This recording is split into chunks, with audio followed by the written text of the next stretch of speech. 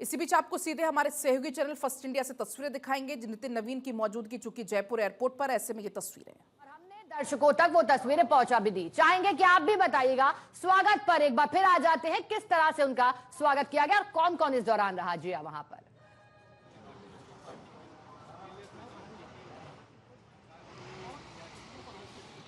देखिएगा कि बात की जाए कि राष्ट्रीय अध्यक्ष नितिन नवीन के स्वागत की, तो जयपुर एयरपोर्ट पर पहुंचने के बाद प्रदेश बीजेपी की टॉप लीडरशिप यहां पर मौजूद रही। चाहे उसके अंदर सीएम भजनलाल शर्मा हो, पूर्व सीएम वसुंधरा राजे हों, प्रदेश अध्यक्ष मदन राठौड़ हों, प्रभारी राधा मोहनदास अग्रवाल हों या फिर विधायक और तमाम कार्यकर्ता हों, उन सबको यहाँ पे मौका दिया गया, यहाँ पे स्वागत सत्कार किया गया। चूँकि ये स्वागत सत्कार एक कह सकते हैं कि एक लीडरशिप की तरफ से किया गया था और कार्यकर्ताओं की तरफ से जो कार्यक्रम का आयोजन किया गया, अलग अलग विधानसभाओं के ऊपर आयोजन किया गया है, वो वापस जयपुर जब लौटेंगे 2:10 के, उसके बाद टर्मिनल 2 बिल्डिंग के बाहर एक बड़ा सा कार्यक्रम का आयोजन किया जाएगा और उसके बाद 11 अलग अलग जगहों पर जयपुर शहर के अंदर उनका कार्यक्रम होगा, बीजेपी कार्यालय, तब वो पहुंचेंगे।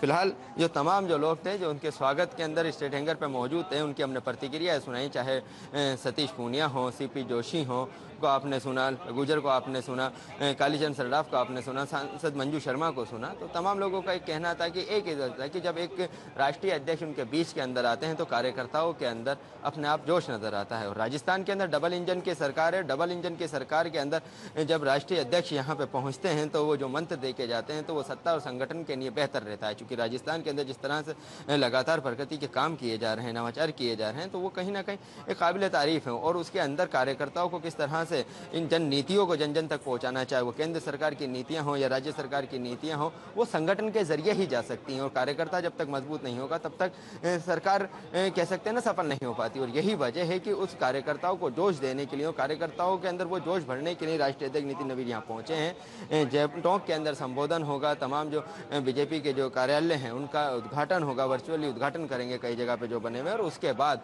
वो वहाँ से जयपुर पहुँचेंगे और जयपुर की धरा के ऊपर पहला संबोधन होगा जयपुर एयरपोर्ट के बाहर।